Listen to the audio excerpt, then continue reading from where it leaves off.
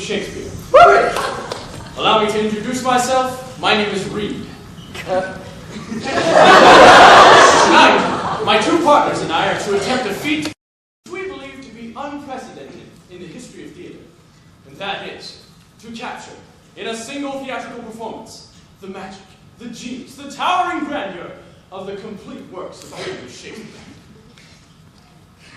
Now, we have a lot to get through this evening, so at this time I'd like to introduce a man who is one of America's preeminent Shakespearean scholars. He is currently enrolled in an AP Literature class, where I believe he has read 2 plays by the bard. Please, join me in welcoming Mr. John Cabela Rathbone. Thank you, Reed, and good evening, ladies and gentlemen. William Shakespeare, actor, playwright, poet, a man whose literary genius has created an immeasurably profound influence upon the entire English-speaking world, and yet, how much do we know? I mean, how much do we really appreciate the tremendous body of work contained in this single volume? Well, not enough, ladies and gentlemen, is the answer, and I believe I can illustrate this by taking a small poll among the audience. Noriega, may I please have some house lights, please? Oh, yes. Now, by show of hands, how many of you have seen or read one play by William Shakespeare? Any of them, just for... Reed, you have to get out of here, man. What should I do? What? Narrow it down. See if we can narrow it down, shall we? How many of you have seen or read All's Well That Ends Well? All's Well, anyone? That seems to be separating the wheat from the chaff rather nicely. Let's see who the true Shakespeare trivia champs are. How many of you have seen or read King John? King John. Oh, yeah, right. Do you mind telling us what it's about? No, don't ask her. This is exactly what I'm talking about, ladies and gentlemen. At this point in time, I'd like to introduce the third member of our troupe, who's going to give you a brief biography on Shakespeare's life. Give it up, ladies and gentlemen, for Dr. Kenneth Stowwater. Come on up here.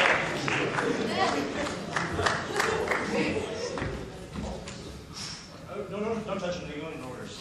Alright, I just got a few notes here, just so you can hear about Shakespeare's life and everything he did and everything.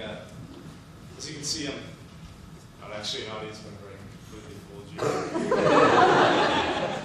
Alright. William Shakespeare. William Shakespeare was born in 1564 in the town of Stratford-upon-Avon, Warwickshire. The third of 8 children, he was the eldest son of John Shakespeare, a locally prominent merchant, and Mary Arden, daughter of a Roman, Catholic member of the landed gentry. Shakespeare was said to have left Stratford after he was caught poaching in the deer park of the local justice of the peace. He went to London. In 1582, he married Anne Hathaway, a farmer's daughter. Alright, in 1588, they went to London, and by 1592, he achieved success as an actor and a playwright. After 1608, his dramatic production lessened, and it seemed as though he was spending more time in Stratford. There he dictated to his secretary, Rudolf Hess, the work Mein Kampf, in which he separated his program for the restoration of Germany's dominant position in Europe. Shakespeare invaded Poland on September 1st.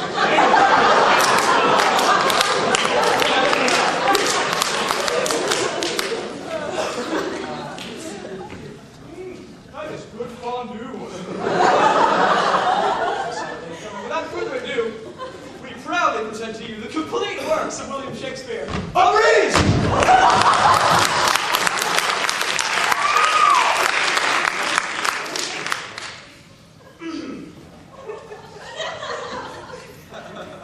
All the world's a stage, and all the men and women merely players. They have their entrances and exits, and one man at his time plays many parts. One man at his time plays many parts, how true. Ladies and gentlemen, where better to begin? The complete works of William Shakespeare, then Verona, Italy, with 2 of his most beloved characters, Romeo and Juliet. Kenneth Reed will be portraying all the major characters, while I fill in with bits of crucial narration. We will start immediately with Act 5, because the first 4 acts aren't that good. Before I begin, would anyone object if I smoke from my pipe?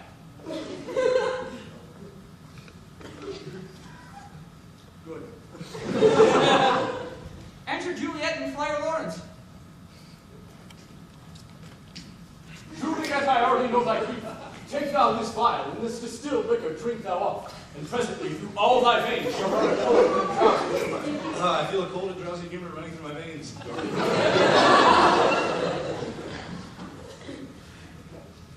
Oh, God. Oh, God. Oh, my God. Oh, my God, I'm so sorry. Oh, it's coming out of my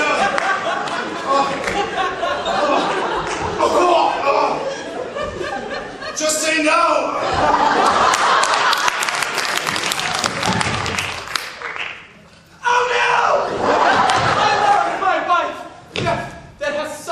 From thy breath, hath no power yet upon thy beauty. O Juliet, why art thou so fair? Shall I believe how substantial death is amorous, to keep thee here in the dark to be his paramour? Here's to my love. True apothecary, thy drugs are quick. Thus, with a kiss, I die.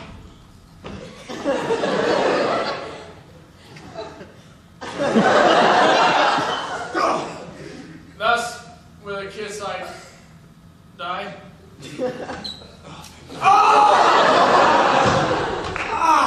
Good morning.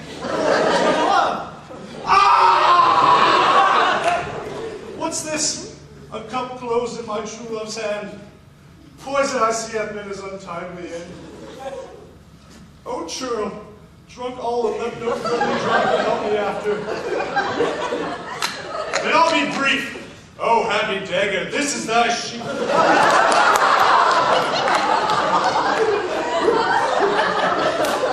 Romeo for you.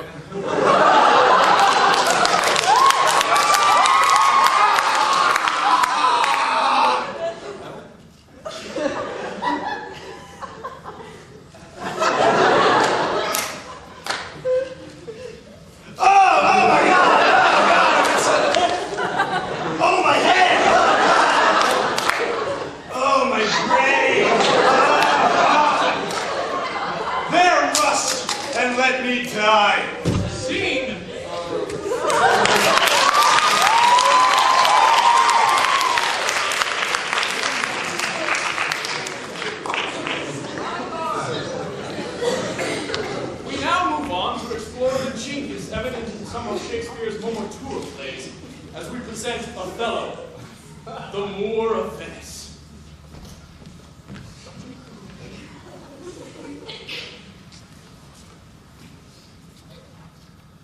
Speak of me as I am, but nothing insinuate of one who loved not wisely, but too well. For never was there a story of more woe than this of Othello and his Desdemona. Desi! Noriega, thank you. Ladies and gentlemen, I apologize. We left Kenneth on his own to research this play. Apparently, he looked up moor in the dictionary and thought it was a place where you tie up boats. Which, in this context, is completely ridiculous because in the 16th century, Kenneth, the word Moor referred to a black person.